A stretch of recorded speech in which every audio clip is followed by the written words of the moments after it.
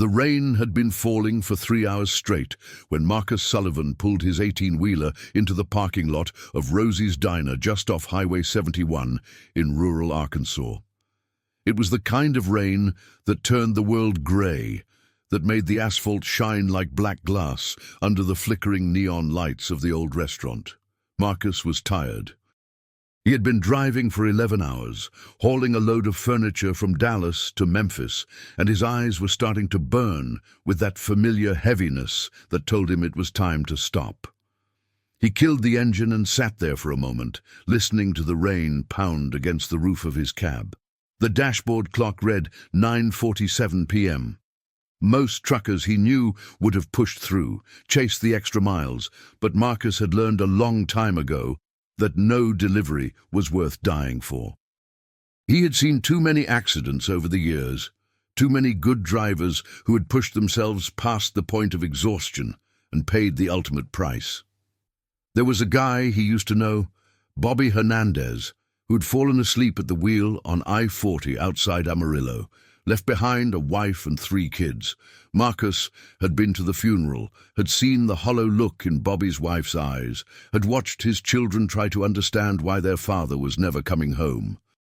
After that, Marcus had made a promise to himself. No load, no deadline, no amount of money was worth risking his life. Besides, Rosie's made the best coffee between Little Rock and the Tennessee border, and they served breakfast all day.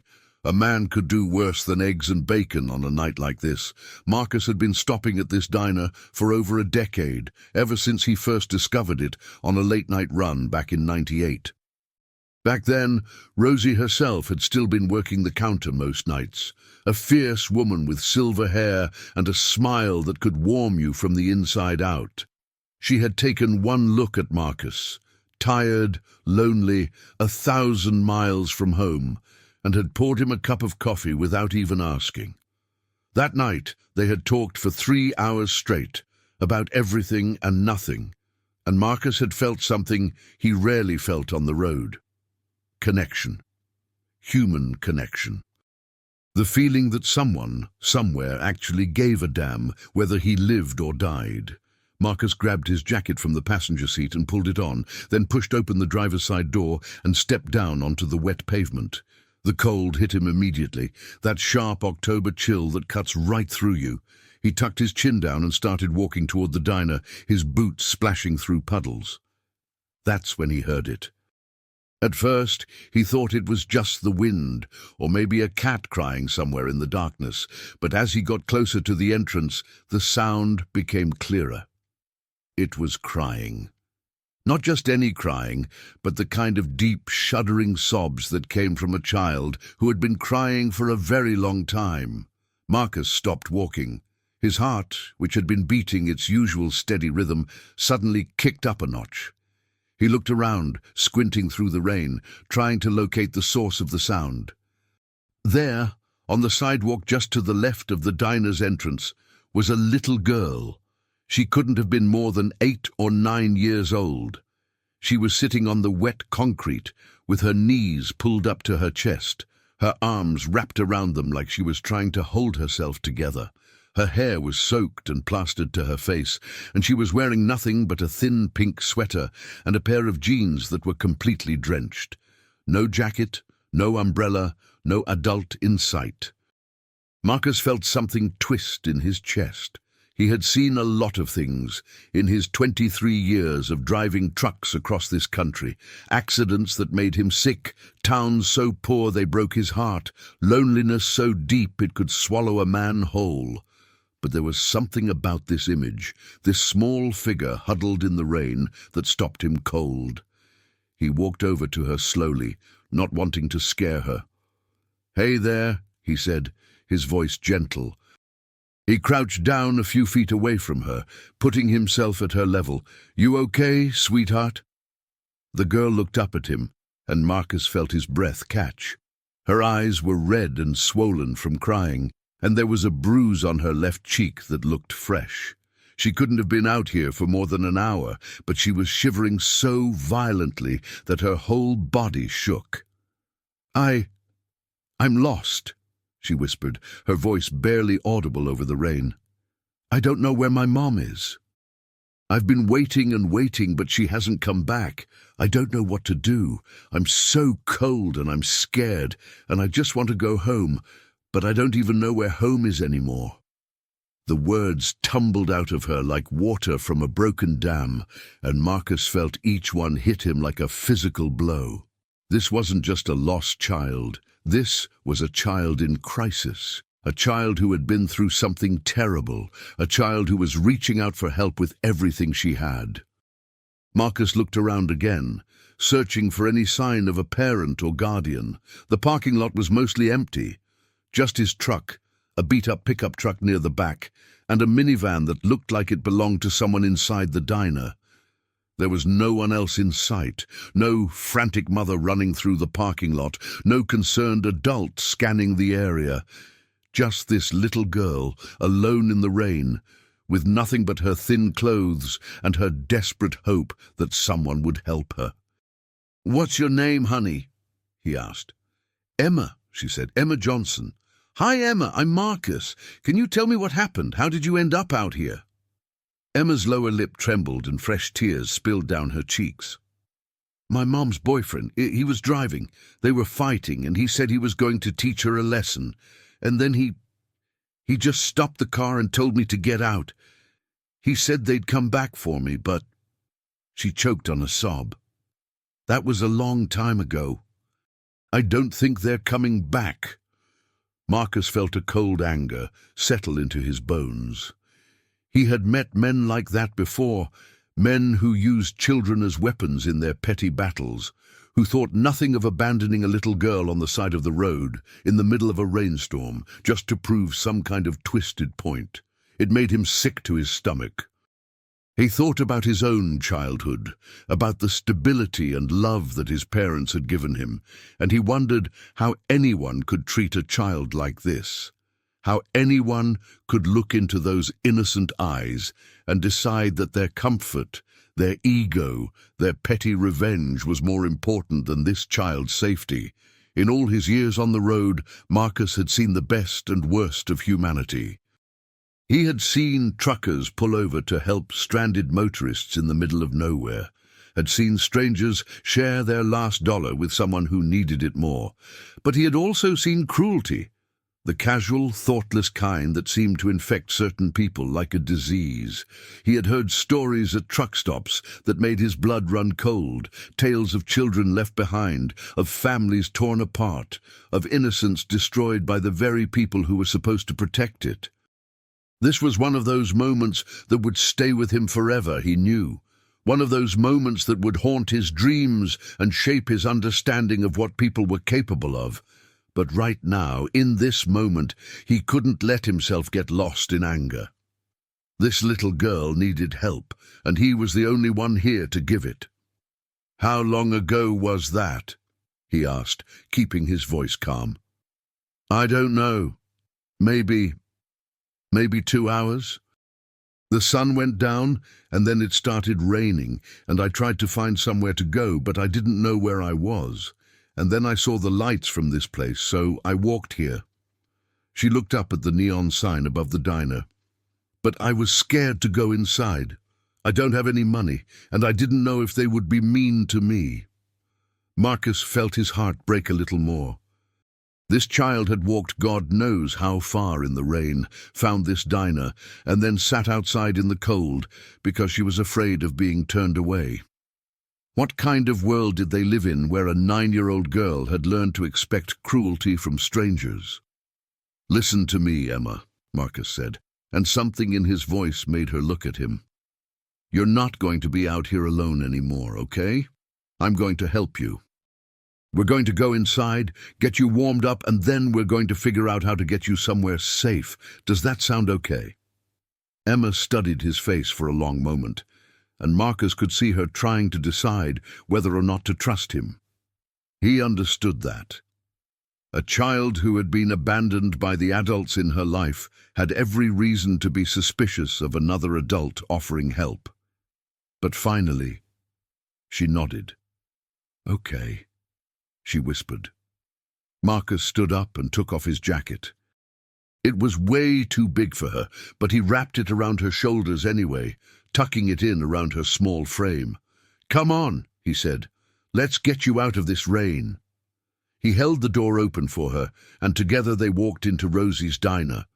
The warmth hit them like a wave. The diner was old-fashioned in the best way. Red vinyl booths, a long counter with chrome stools, black and white checkered floors that had seen better days but still gleamed under the fluorescent lights. The air smelled like coffee and bacon and the sweet, comforting scent of pancakes on the griddle. A jukebox in the corner was playing an old country song, something about highways and heartbreak and leaving everything behind. The sound mingled with the quiet conversations of the other customers, creating a warm blanket of noise that felt like safety. Marcus had always loved places like this. There was something timeless about them, something that reminded him of a simpler era when people still knew their neighbors and communities took care of their own. The interstate had changed a lot of that, had turned small towns into pit stops and neighbors into strangers. But places like Rosie's held on to the old ways.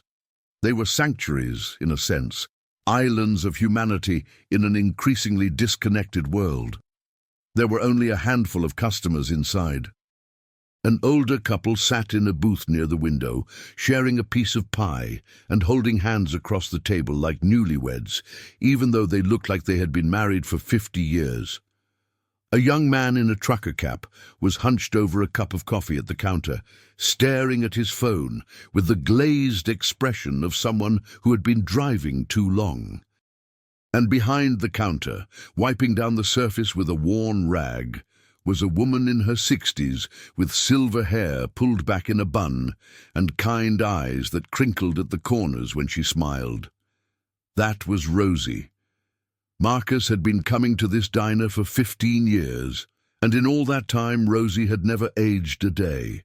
She was one of those women who seemed to exist outside of time, a constant like the North Star or the smell of rain on hot pavement.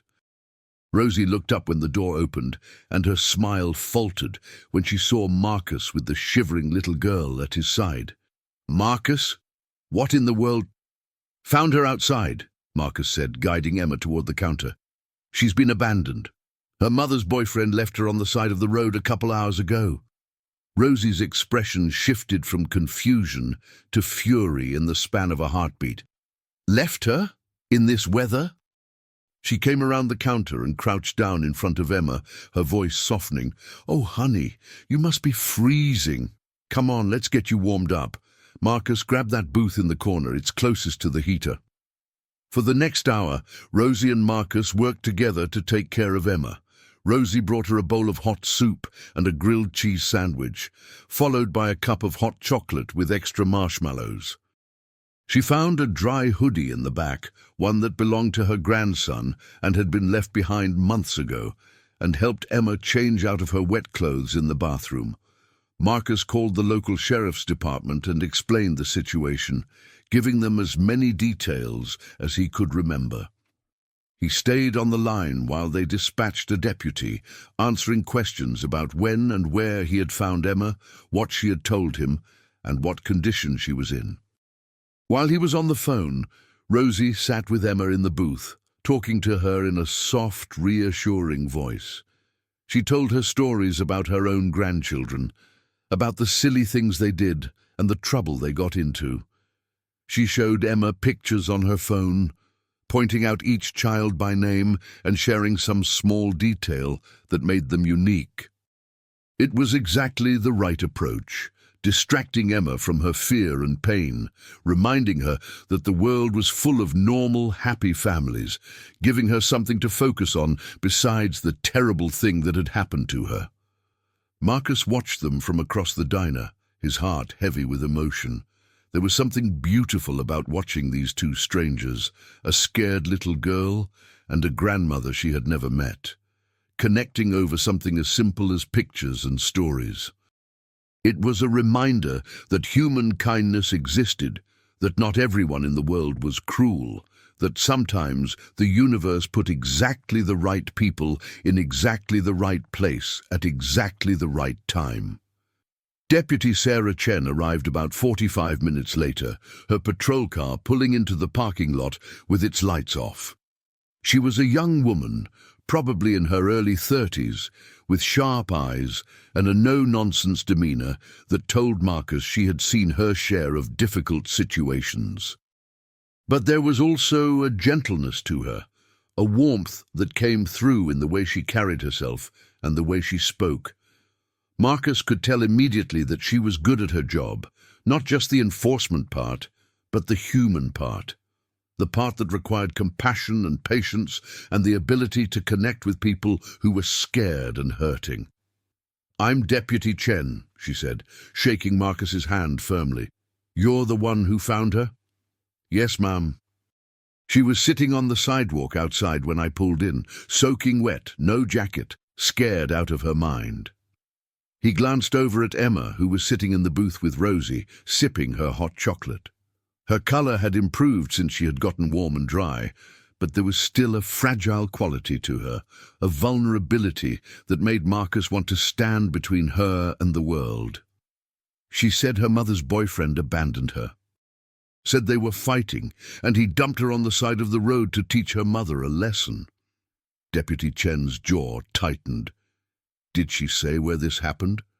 "About 2 hours down the road, she thinks. She walked here from wherever they left her." 2 hours. Deputy Chen shook her head, her expression a mixture of anger and sadness. "In this weather. That poor kid. She's lucky she found this place before hypothermia set in. Another hour out there, and we might be having a very different conversation." The weight of her words hit Marcus hard. He hadn't thought about it in those terms, hadn't allowed himself to consider just how close Emma had come to something terrible. If he had driven past, if he hadn't noticed her on the sidewalk, if the diner had been closed or further down the road, he didn't want to think about what might have happened. She walked over to the booth and crouched down next to Emma, introducing herself in a warm, friendly voice. Marcus watched from a distance as the deputy asked Emma questions, gentle ones, designed to put her at ease while still gathering the information she needed. Emma answered as best she could, her voice small but steady. After about 20 minutes, Deputy Chen stood up and walked back over to Marcus. "We've located her mother," she said, her voice low. "She's at a motel about 30 miles from here. Apparently she and the boyfriend had a fight, and she was so focused on him that she didn't even realize Emma had been left behind until an hour ago. She's been frantic, calling everywhere." Marcus felt a complex mix of emotions, relief that Emma's mother had been found, anger that she had let this happen in the first place, and a deep, abiding sadness for this little girl who had been caught in the middle of adult dysfunction. "What happens now?" he asked. "I'm going to take Emma to the station, and her mother will pick her up there. I've also filed a report about the boyfriend. What he did is child endangerment, and depending on what the investigation turns up, he could be facing some serious charges." "Good," Marcus said. "He deserves worse." Deputy Chen nodded in agreement, then paused. "You did a good thing tonight, Mr. Sullivan. A lot of people would have walked right past that little girl without stopping. You might have saved her life." Marcus didn't feel like a hero. He felt tired and sad and angry at a world that could treat a child like Emma so carelessly. He felt the weight of his 51 years pressing down on him, the accumulated exhaustion of a lifetime spent chasing horizons that never seemed to get any closer. He thought about all the things he could have done differently with his life, the chances he hadn't taken, the relationships he hadn't nurtured, the dreams he had let slip away 1 mile at a time. But standing here, in this diner, watching a scared little girl find comfort in the kindness of strangers, something shifted inside him. Maybe his life hadn't turned out the way he had planned. Maybe he would never be rich or famous or important in any way that the world would recognize. But tonight he had made a difference. Tonight he had stopped when he could have walked by, had cared when it would have been easier not to, And maybe that was enough. Maybe that was all any of us could really do. Be there for each other when it mattered most, and trust that those moments would add up to something meaningful. But he just nodded. Before Emma left with Deputy Chen, she turned and looked at Marcus. Her eyes were still red from crying, but there was something else in them now, gratitude maybe, or hope. "Thank you," she said, her voice barely above a whisper, "for stopping, for being nice to me." Marcus crouched down so he was at her level, just like he had done outside in the rain. "You're a brave kid, Emma. Don't let anyone ever tell you different." Emma bit her lip, then looked down at her hands. Do you think things will get better? For me and my mom?" It was such a simple question, but it carried the weight of 1,000 others. Will my mom leave her boyfriend? Will we have a safe place to live? Will I ever feel like I'm not a burden? Marcus thought about lying. It would have been easy to tell her that everything would be fine, that her mother would get her act together, and they would live happily ever after. But Marcus had never been much good at lying, especially to children. They always seemed to see right through it. "I don't know," he said honestly. "Life is hard sometimes, and people don't always make the right choices. But I do know this. You are stronger than you think, and no matter what happens, you have the power to decide who you want to be. The bad things that happen to you don't have to define you. You can take all this pain, all this hurt, and you can use it to make yourself into someone better, someone who helps other people who are going through the same thing.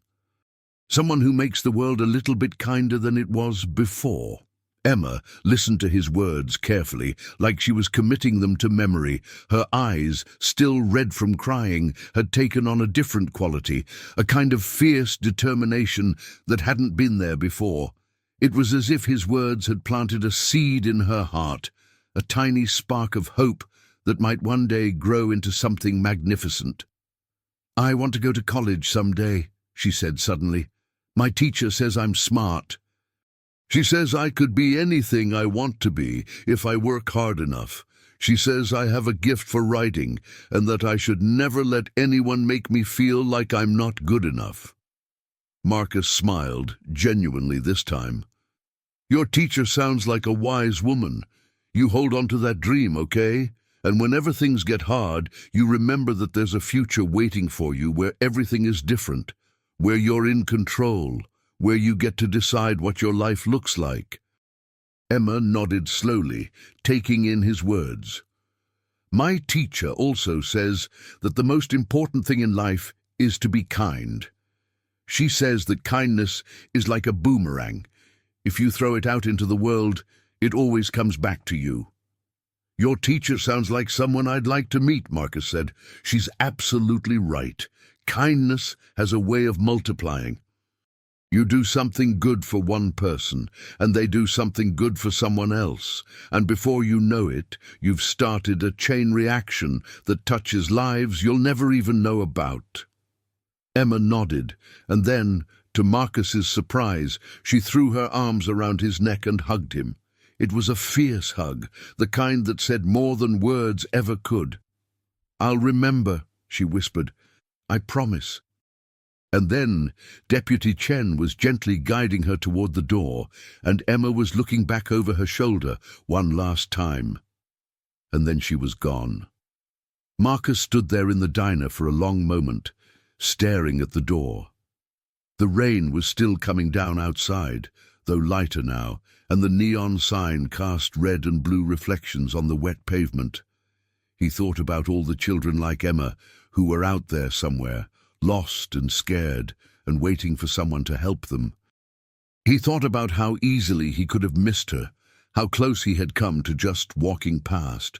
Rosie came up beside him and put a hand on his arm. "You okay?" she asked, her voice gentle. "Yeah," Marcus said, though he wasn't sure if that was true. "Just hoping that kid catches a break. She's been through so much already. It doesn't seem fair." "Life isn't fair," Rosie said, with the matter-of-fact tone of someone who had lived long enough to know this for certain. But that doesn't mean it can't be good. Sometimes all it takes is one person showing up at the right moment to change the whole trajectory of a life. Tonight, you were that person. You can't control what happens to her after this, but you can know that you gave her a fighting chance, and that matters more than you realize. Marcus wanted to believe her. He really did. But 23 years on the road had taught him to be realistic about the world. He had seen too many sad endings, too many good intentions that came to nothing, too many people who fell through the cracks despite everyone's best efforts. Still, there was something about Emma, something in her eyes, something in the way she had talked about college and her teacher and her dreams that made him think she might be different, that she might be one of the ones who made it. He hoped so. God, he hoped so. He paid for Emma's meal and his own untouched coffee, left a generous tip, and walked back out into the rain. It had slowed to a drizzle now, the storm finally wearing itself out. He climbed back into his truck, started the engine, and sat there for a long time, thinking about a little girl with a bruised cheek and big dreams of college. He made a silent promise to himself that night. If he ever crossed paths with Emma Johnson again, he would do whatever he could to help her. It was a small promise, maybe even a meaningless one. After all, what were the odds that a trucker from Tennessee would ever see a random 9-year-old from Arkansas again? But Marcus had learned a long time ago that the universe had a strange way of bringing people back together. Sometimes all you had to do was wait. 9 years passed. Marcus Sullivan was no longer a young man. At 51, his hair had gone grey at the temples, and the lines on his face told the story of 2 decades spent chasing horizons across America's highways. He had seen the country change around him, watched small towns die and cities sprawl, witnessed the rise of technology that made the long, lonely hours in the cab a little less lonely. He had survived a divorce, buried both of his parents, and watched his only daughter grow up and move to California with a husband he never quite warmed up to. The divorce had been the hardest part. Sarah had stuck with him for 15 years, had tried her best to build a life with a man who was gone more often than he was home. But eventually, the loneliness had become too much for her. She had met someone else, a nice guy who worked at the bank, who came home every night at 5:30 and took her to dinner on weekends. Marcus couldn't blame her. He had known, even as he signed the divorce papers, that he had failed her in ways that couldn't be fixed. He had chosen the road over her, over their daughter, over any chance at a normal life, and now he had to live with that choice. His daughter Jennifer had taken her mother's side in the divorce, which was only natural. She had been 13 at the time, old enough to understand what was happening, but too young to see it from any perspective other than her own. She had spent years being angry at Marcus, years refusing his phone calls and returning his letters unopened. It had taken a long time for them to find their way back to each other, and even now, their relationship was fragile, a work in progress rather than a finished product. But through it all, he kept driving. The road was the only constant in his life, the only thing that never changed. Other drivers complained about the monotony, the isolation, the way the miles blurred together until you couldn't remember if you were in Oklahoma or Ohio. Marcus understood those complaints, but he had made peace with them a long time ago. For him, the road was freedom. It was simplicity. It was a world reduced to its essentials, a destination, a deadline, and the hum of 18 wheels on asphalt. He still stopped at Rosie's diner every few weeks. Rosie herself had retired 3 years ago, handing the business over to her daughter Linda, who had kept everything exactly the same. Same red vinyl booths, same black and white floors, same coffee that somehow tasted like home. Marcus appreciated that. In a world that seemed determined to change everything, it was nice to have a place that stayed the same. On this particular October evening, Marcus pulled into the parking lot at around 8 o'clock. The weather was clear for once, the kind of crisp autumn night that made you want to breathe deep and feel grateful to be alive. He had just finished a run from New Orleans to Springfield, and he was looking forward to a hot meal and a few hours of sleep before heading back out. The diner was busier than usual. There was a group of teenagers in one of the booths, laughing and stealing each other's fries. An older man sat alone at the counter, reading a newspaper. And near the back, a young woman was hunched over a laptop, her face illuminated by the glow of the screen. Marcus took a seat at the counter and nodded to Linda, who smiled and brought him a cup of coffee without being asked. They had developed that kind of shorthand over the years, the unspoken communication of people who had known each other for a long time. "How's the road treating you?" Linda asked, filling his cup. "Same as always," Marcus said. "Long and straight. Just the way you like it." He ordered his usual, eggs over easy, bacon, hash browns and toast, and settled in to wait.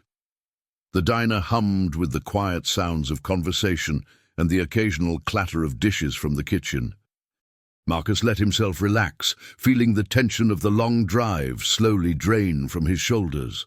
He was halfway through his meal when he noticed the young woman in the back booth stand up and walk toward the counter. She was pretty, maybe 18 or 19, with long brown hair pulled back in a ponytail and the kind of determined expression that suggested she had somewhere important to be. She stopped a few feet away from Marcus and just stood there, looking at him. Marcus glanced up from his eggs. "Can I help you?" The young woman didn't say anything for a moment. She just studied his face, her eyes searching for something. And then slowly, a smile spread across her face. Not a polite smile or a casual smile, but a smile of recognition, a smile of reunion. "You probably don't remember me," she said, "but you saved my life 9 years ago." Marcus felt something shift in his chest. He set down his fork and turned on his stool to face her fully. "I'm sorry, My name is Emma," she said. "Emma Johnson. You found me sitting on the sidewalk outside this diner on a rainy night in October. I was 9 years old, and I had been abandoned by my mother's boyfriend, and I was so scared I thought I was going to die. And then you came out of nowhere, and you helped me. You wrapped your jacket around me and brought me inside, and you stayed with me until the police came." The memories came flooding back, the rain, the crying child, the bruise on her cheek, the fierce hug she had given him before she left. "Emma," he breathed, "I can't believe it. You're all grown up." Emma laughed, and it was a sound full of joy and relief. "I know, right? I'm 18 now. I graduated high school 6 months ago, and I start at the University of Arkansas in January. I'm going to be a social worker." Marcus felt tears prick at the corners of his eyes. He blinked them back, but not before Emma noticed. "A social worker," he repeated. "That's incredible." "It's because of you," Emma said. "What you said to me that night, about how I had the power to decide who I wanted to be, about how the bad things that happened to me didn't have to define me. I never forgot that. It got me through so many hard times. Every time I wanted to give up, I would remember your words and I would keep going."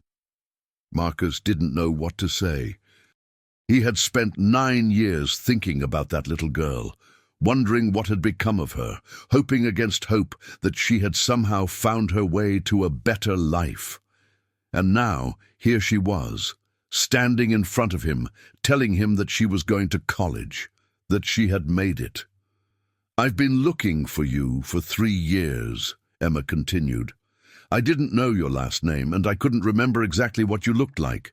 But I never forgot this diner. I knew that if I came here enough times, eventually our paths would cross again. You came here looking for me, every chance I got, usually on October nights around the time we first met. I figured maybe you were a regular, maybe you'd come back eventually." She smiled again. "I almost gave up a dozen times, But then I'd remember what you said about holding on to my dreams and not letting the hard times stop me. And I'd decide to try one more time." Marcus shook his head in disbelief. "I can't believe you went through all that trouble just to find me. You changed my life, Marcus. I had to tell you. I had to thank you properly." They sat down together in Emma's booth, and for the next 2 hours they talked. Emma told him everything that had happened since that rainy night, the struggles and the triumphs, the setbacks and the victories. Her story was not a simple one. It was not a fairy tale where everything worked out perfectly just because one kind stranger had shown up at the right moment. Life, Emma had learned, was messier than that, harder than that, full of complications and contradictions that no single act of kindness could resolve. After Deputy Chen had reunited Emma with her mother that night, things had not immediately improved. Her mother, whose name was Deborah, had stayed with the abusive boyfriend for another 6 months. Emma had endured more nights of fighting, more moments of fear, more times when she had felt invisible and unwanted. There were nights when she lay in bed and listened to them screaming at each other through the thin walls of their apartment, praying that the fighting wouldn't turn physical, that the police wouldn't come again, that she wouldn't have to explain the bruises to her teacher. During those dark months, Emma had thought about running away more times than she could count. She had imagined packing a bag and disappearing into the night, finding somewhere safe where no one could hurt her. But where would she go? She was 9 years old, with no money and no family besides her mother. The world outside seemed vast and terrifying, full of dangers that she couldn't even begin to imagine. But something had changed inside Emma on that rainy night. She had discovered a resilience that she hadn't known she possessed. She had started to believe, really believe, that she could create a different life for herself. And that belief had given her the strength to keep going, even when everything around her seemed to be falling apart. Marcus's words had become a kind of mantra for her during those months. You have the power to decide who you want to be. The bad things that happen to you don't have to define you. She would repeat them to herself at night, whisper them like a prayer when the fighting got too loud, hold on to them like a lifeline when she felt herself slipping into despair. Eventually, Deborah had left the boyfriend. It hadn't been a dramatic moment or a sudden awakening. It had been a slow, painful process of finally recognizing that she deserved better, that her daughter deserved better. The breaking point had come one night when the boyfriend had turned his anger on Emma, had grabbed her arm hard enough to leave bruises, had screamed at her that she was worthless and that no one would ever love her. Deborah had seen the fear in her daughter's eyes, and something inside her had snapped. She had packed their bags that same night and left without looking back. They had moved in with Emma's grandmother in a small town called Bentonville, and for the first time in years, Emma had experienced what it felt like to live in a stable home. Grandma Rose, as Emma called her, was a retired schoolteacher with a firm belief in education and a heart big enough to heal even the deepest wounds. She had taken one look at her traumatized granddaughter and had made it her mission to give Emma the childhood she deserved. There were home-cooked meals every night, served at a table where everyone sat together and talked about their day. There were books everywhere, stacked on shelves, piled on nightstands, stuffed into every available corner. There were rules and routines, the kind of structure that Emma had never experienced before, the kind that made her feel safe instead of trapped. And there was love, unconditional, unwavering love, that didn't depend on Emma being perfect or quiet or invisible. She had thrown herself into her schoolwork with a ferocity that surprised everyone, including herself. She had discovered that she loved learning, that knowledge was a kind of power that no one could take away from her. She had joined the debate team and the student council. She had volunteered at a local shelter for domestic violence survivors, talking to women and children who were going through the same things she had been through. She had built a life that was entirely her own, brick by painstaking brick. Her teachers had noticed the change in her. The girl who had once sat in the back of the classroom, afraid to speak, afraid to draw attention to herself, had transformed into a confident young woman with opinions and ideas and dreams that stretched beyond the horizon. Her English teacher, Mrs. Patterson, had taken her under her wing and encouraged her to apply for scholarships, to set her sights on college, to believe that she was capable of achieving anything she set her mind to. And through it all, she had never forgotten the truck driver who had found her on the sidewalk on the worst night of her life. "You gave me hope," Emma said, her eyes glistening. "You gave me something to hold on to when I had nothing else. And I know you probably thought you would never see me again, that you were just passing through, but what you did mattered. It mattered more than you could ever know." Marcus sat back in the booth, overwhelmed by emotion. He had spent his whole life feeling like he was just a small cog in a vast machine, a truck driver, anonymous and invisible, hauling freight from one place to another while the world spun on without noticing. He had never thought of himself as someone who could change a life. He was just a guy who drove a truck, but here was proof that every small act of kindness, every moment of compassion, rippled outward in ways that no one could predict. He had stopped for a crying child on a rainy night, and 9 years later, that child was going to college to become someone who would help other children just like her. "Emma," he said, his voice thick with emotion, "I don't know what to say. I'm so proud of you, and I'm so glad that I stopped that night." "Me too," Emma said. "Me too." They exchanged phone numbers and email addresses, promising to stay in touch. Emma told him about her plans for college, the classes she wanted to take, the professors she hoped to study with, the career she was building in her mind. Marcus told her about his life on the road, about the places he had seen and the people he had met, and the quiet satisfaction of a job well done. Before they parted ways, Emma reached into her bag and pulled out a small box wrapped in blue paper. "I brought you something," she said, handing it to him. "I've been carrying it around for 3 years, waiting for the day I finally found you." Marcus unwrapped the box carefully. Inside was a brass compass, old-fashioned and beautifully crafted. Engraved on the back were the words, "To the man who helped me find my way." "Emma," he breathed, "this is beautiful." "My grandmother gave it to me when I moved in with her," Emma explained. "She said that everyone needs something to help them find their direction in life. For me, that something was you. So I want you to have this now, as a reminder that you made a difference, that you helped a lost little girl find her way home." Marcus clutched the compass in his hand, feeling its weight and its warmth. He didn't trust himself to speak. Emma stood up and wrapped her arms around him in a hug that was just as fierce as the one she had given him 9 years ago.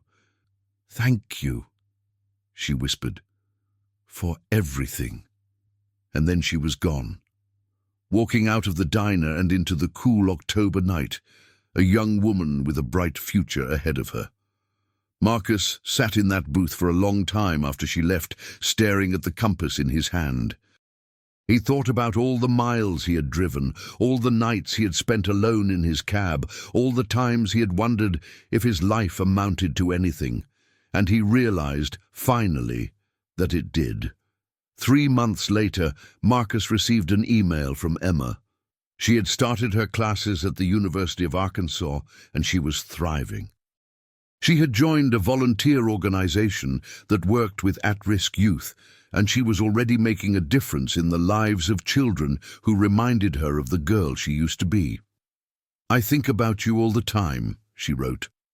"Every time I meet a kid who's going through something hard, I try to be for them what you were for me, a moment of kindness in a world that can feel so cruel." You taught me that one person really can make a difference. I will spend the rest of my life trying to live up to that example." Marcus read the email 3 times, and each time he felt something warm and hopeful bloom in his chest. He had driven 1,000,000 miles across this country, had seen things that most people only dreamed about, had lived a life that was both ordinary and extraordinary in equal measure. But the thing he was proudest of, the thing that he would carry with him for the rest of his days, was the knowledge that he had helped a scared little girl find her way to a better life, and that was worth more than all the miles in the world. The years continued to pass, as they always do, indifferent to the hopes and fears of the people who lived through them. Marcus Sullivan kept driving, but something had shifted inside him after his reunion with Emma. He found himself paying more attention to the world around him, to the small towns he passed through, to the people he encountered at gas stations and diners and rest stops. He started volunteering at a homeless shelter in Memphis during his off weeks, serving meals and talking to the people who came through. He donated money to organizations that helped children in foster care. He became, in his own quiet way, a force for good in the world.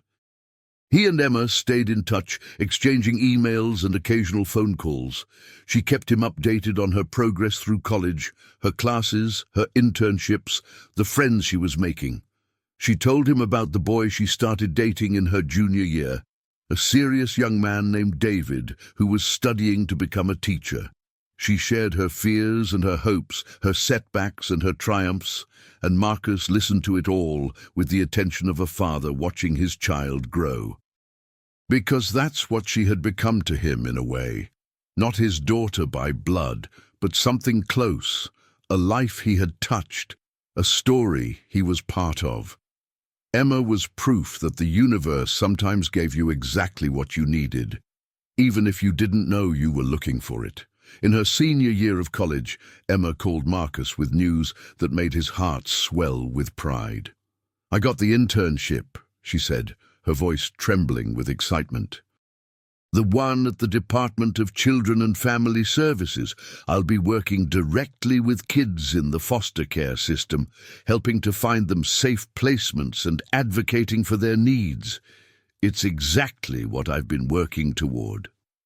"Emma, that's incredible," Marcus said. "I knew you could do it. I couldn't have done it without you, without that night." Marcus shook his head, even though she couldn't see him. "You did all the hard work, Emma. You studied and volunteered and pushed yourself. All you did was believe in me when I had no reason to believe in myself," Emma interrupted. "All you did was show me that there was kindness in the world, that not every adult was going to hurt me or abandon me. All you did was save my life."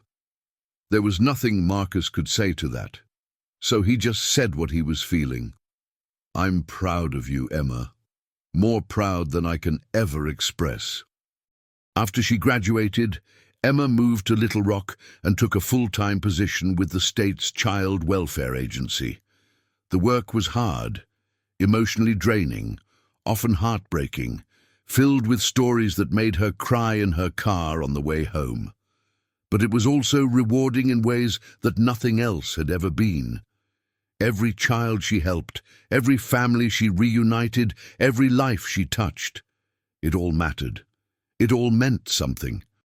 She married David 2 years later in a small ceremony at her grandmother's house in Bentonville.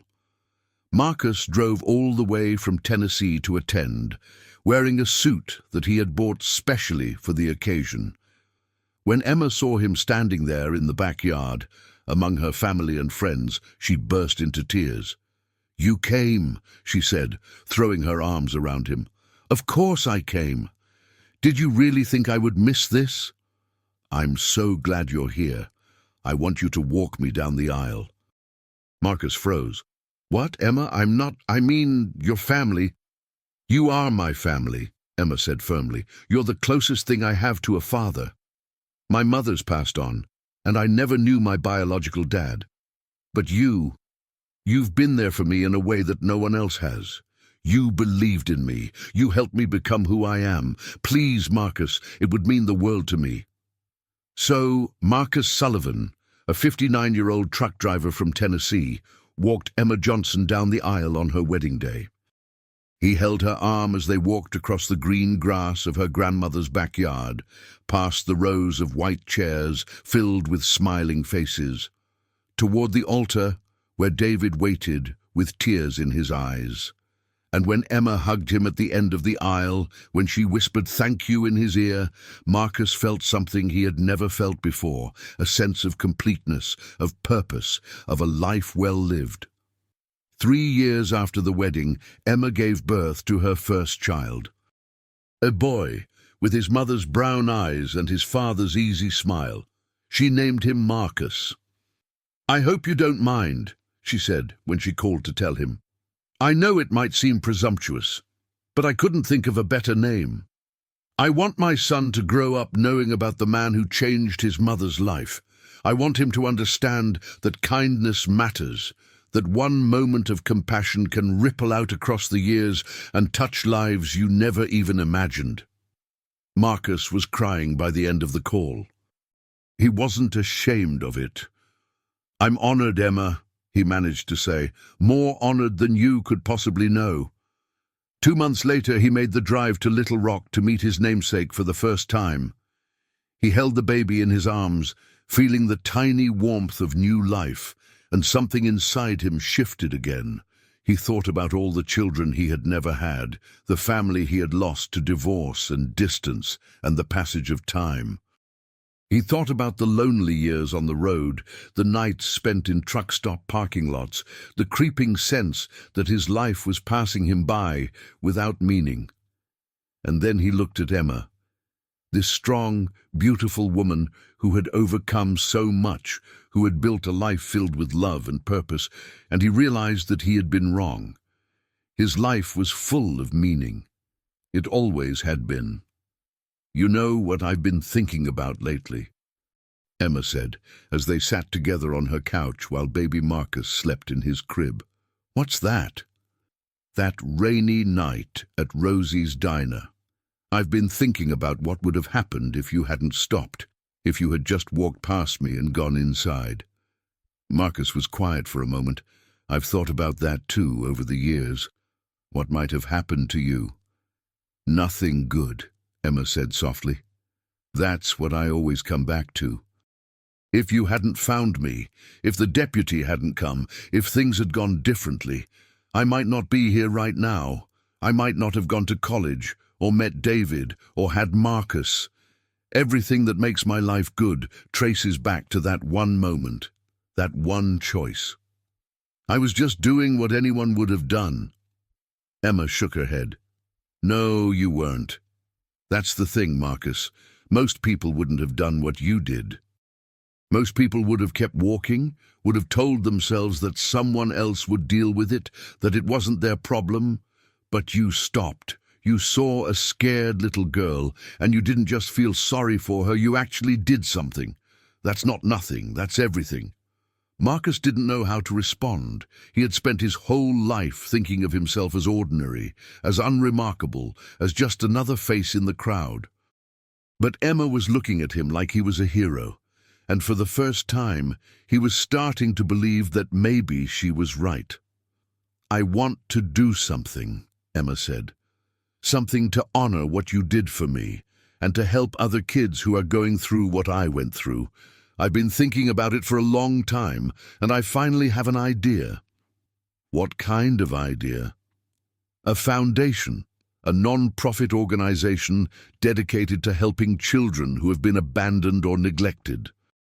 We would provide emergency resources, food, clothing, temporary shelter, as well as long-term support like counseling and educational assistance. And I want to name it after the place where you found me.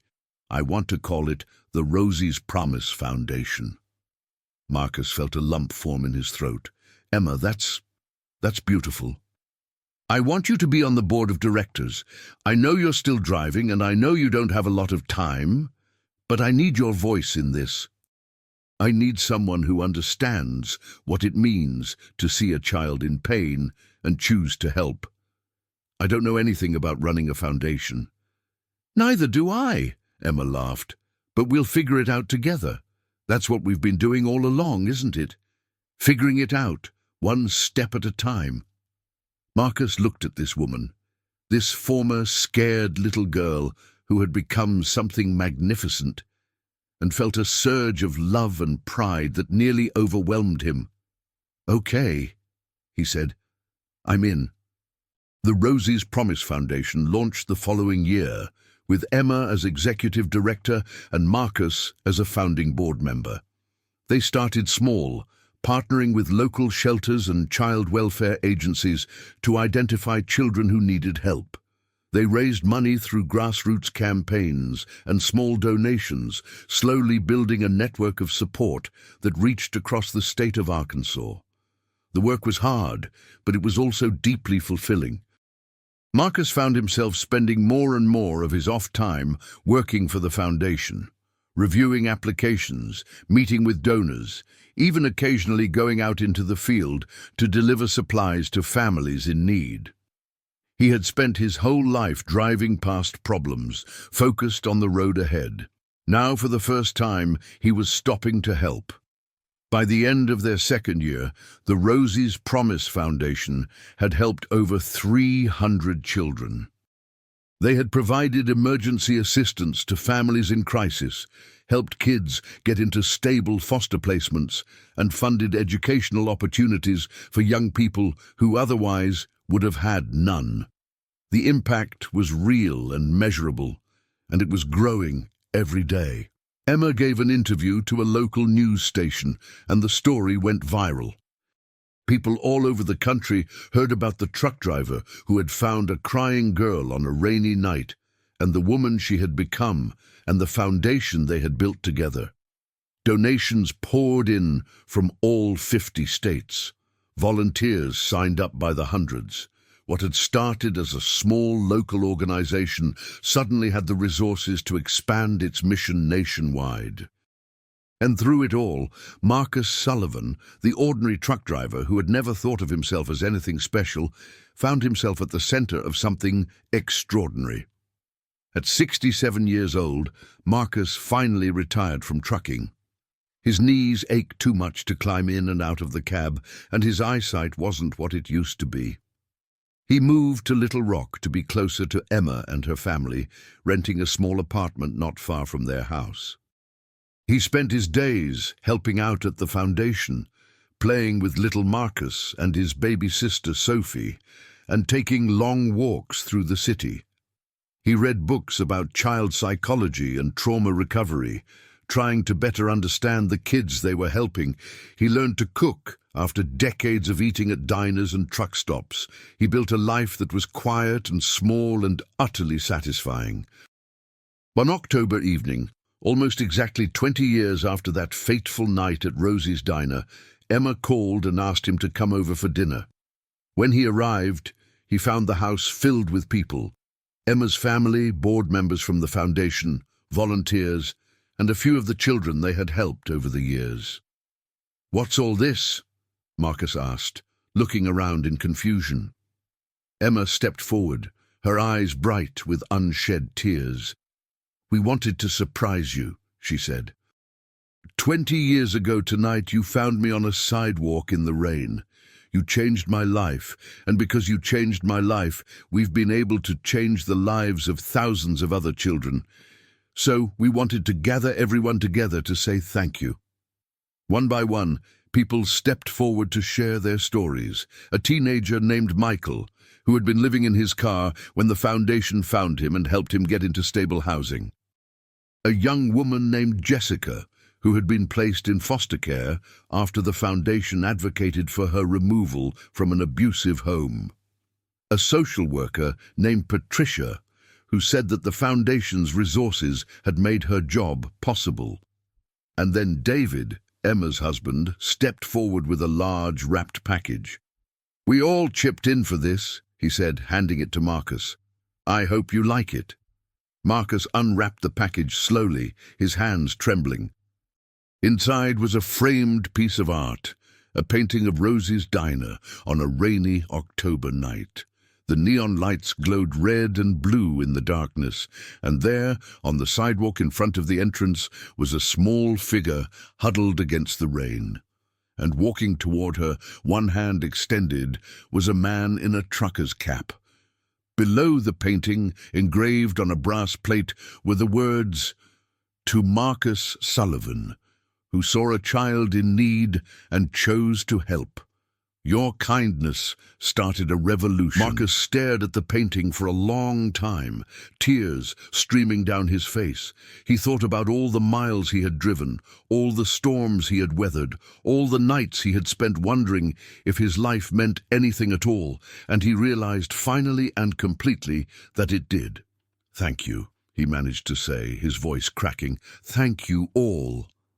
Emma wrapped her arms around him, just like she had 20 years ago.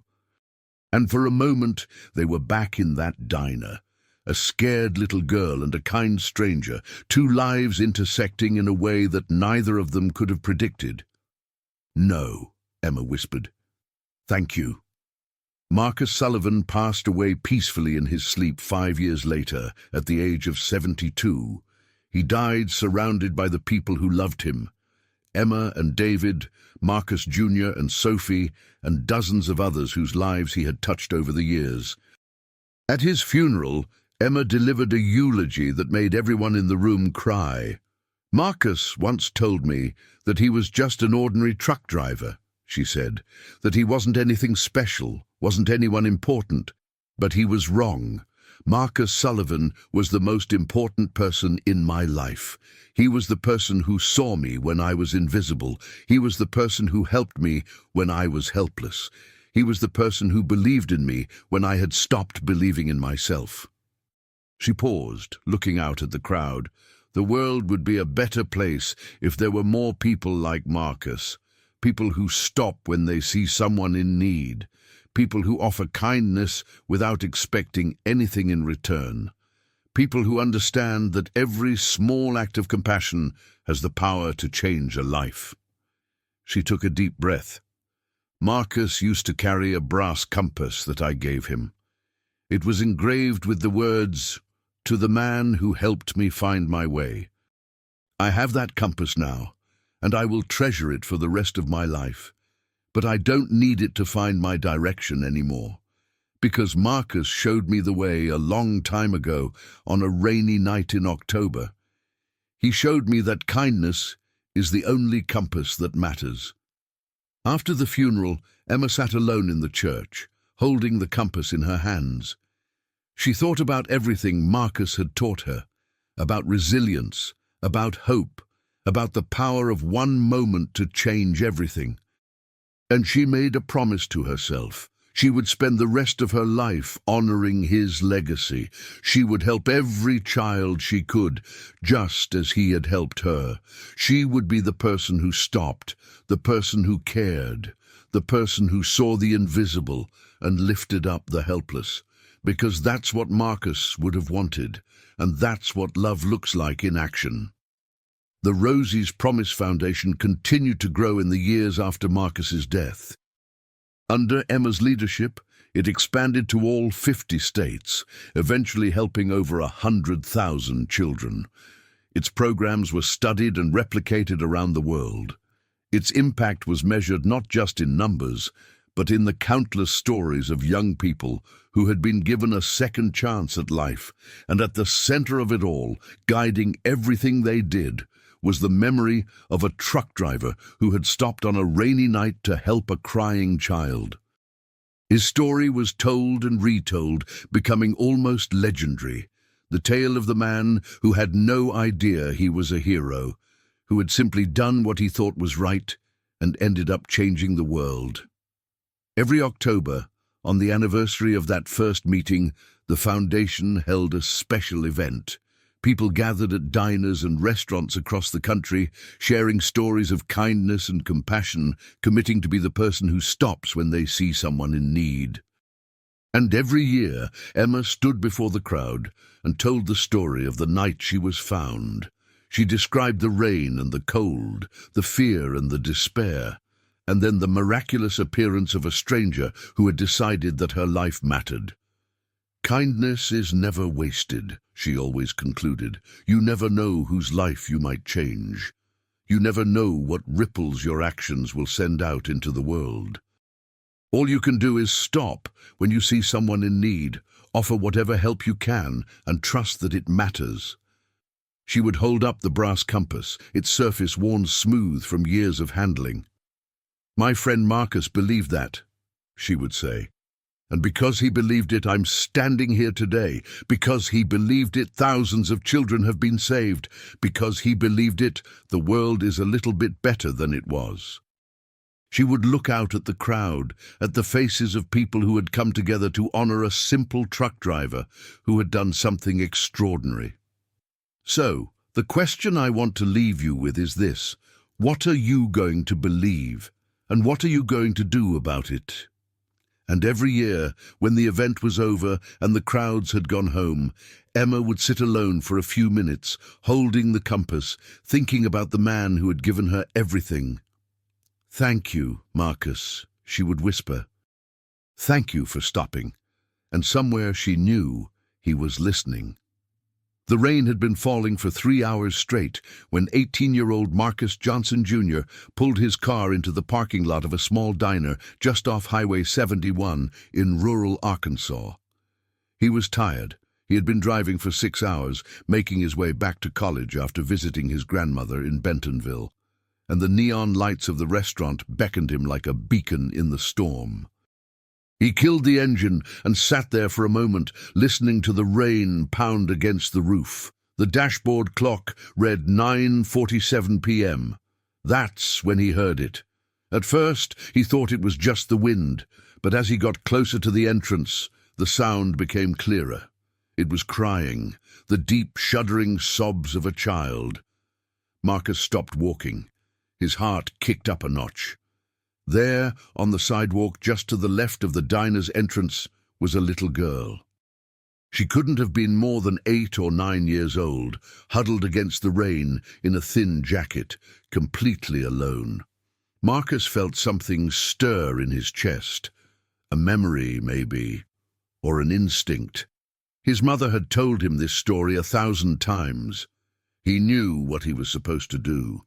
He walked over to her slowly, not wanting to scare her. "Hey there," he said, his voice gentle. He crouched down a few feet away from her. "You okay, sweetheart?" The girl looked up at him, her eyes red and swollen from crying. "I'm lost," she whispered. "I don't know where my mom is." Marcus took off his jacket and wrapped it around her shoulders. "What's your name?" he asked. "Lily." "Hi, Lily. I'm Marcus. Come on, let's get you inside and figure out how to get you home." As he led her toward the diner, Marcus looked up at the sky. The rain was starting to lighten, and through a break in the clouds, he could see a single star shining bright. He smiled. "Hey, Lily," he said, "you know what my grandmother always tells me. What? That kindness is never wasted, that you never know whose life you might change." He held the door open for her. "So, whatever happens next, I want you to remember this. You matter. And there are people in this world who care about you even if you haven't met them yet." Lily looked up at him, and for just a moment Marcus could have sworn he saw the ghost of a smile. "Thank you," she whispered. And the cycle continued, because that's how it works. One act of kindness leads to another, which leads to another, spreading outward like ripples on water. And sometimes, if you're lucky, those ripples come back around to where they started. Marcus Sullivan had believed in that. Emma Johnson had learned it from him. And now her son was carrying it forward, one small act of compassion at a time. The brass compass sat in Emma's pocket, warm against her heart. And somewhere she knew Marcus was smiling. Rosie's Diner is still there, on the side of Highway 71, its neon lights still glowing red and blue against the Arkansas night. It's changed hands a few times over the years, but the new owners have kept everything exactly the same. The red vinyl booths, the black and white floors, the coffee that somehow tastes like home. And on the wall just inside the entrance, there's a small plaque. It tells the story of a truck driver who found a crying child on a rainy October night and the promise he made to help her. It tells the story of how that child grew up to change thousands of lives, all because one ordinary person decided to do something extraordinary. The plaque ends with a simple message in memory of Marcus Sullivan. He stopped when others walked by. He cared when it would have been easier not to. He proved that one moment of kindness can change the world. Below that, there's a quote attributed to him. "You have the power to decide who you want to be. The bad things that happen to you don't have to define you." People come from all over the country to see the plaque and pay their respects. Some of them leave notes or flowers. Others sit in the booth where Emma sat that night drinking coffee and thinking about what it means to be kind in a world that often isn't. And every once in a while, on a rainy October night, someone will walk into Rosie's diner with a lost child they found on the sidewalk. They'll wrap the child in warmth, call for help, and stay until the child is safe. When asked why they stopped, they always give the same answer: because someone had to, and because I remembered a story about a truck driver who did the same thing a long time ago. And the cycle continues. That's the thing about kindness. It doesn't die with the person who showed it. It lives on, passed from hand to hand, heart to heart, generation to generation. It multiplies and grows, touching lives that the original person never even imagined. Marcus Sullivan never knew how many lives he would save. He never knew that his simple act of compassion on a rainy night would spark a movement, inspire a foundation, and change the world. He just did what he thought was right, what any decent person would do. But that's exactly the point. Kindness isn't about being extraordinary. It's about being human. It's about seeing someone in pain and choosing to help, even when it's inconvenient, even when you'll never see the results. It's about believing that your small actions matter, even when you have no proof. And here's the truth that Marcus Sullivan understood, even if he never put it into words. They do matter. Every single one of them. More than you could ever possibly know. So the next time you see someone in need, a crying child, a struggling stranger, a person who looks like they've lost their way, stop. Offer whatever help you can. Don't walk by. Don't tell yourself that someone else will handle it. Be the person who stops. Be the person who cares. Be Marcus Sullivan, even if just for a moment, because you never know whose life you might change, and that's a promise worth keeping. The rain had stopped falling, and the clouds were parting to reveal a sky full of stars. Emma stood outside Rosie's diner, looking up at the heavens, the brass compass warm in her hand. She was 67 now, the same age Marcus had been when he finally retired from trucking. Her hair had gone silver, and her face bore the lines of a life fully lived. But her eyes were still sharp, still kind, still full of the light that Marcus had first kindled on that rainy October night so many years ago. Her son, Marcus Jr., stood beside her, his arm around her shoulders. At his feet, a little girl was tugging at his hand. His daughter Grace, named after her great-great-grandmother. "Grammy," Grace said, looking up at Emma with wide eyes. "Is this where it happened? Where the truck driver found you?"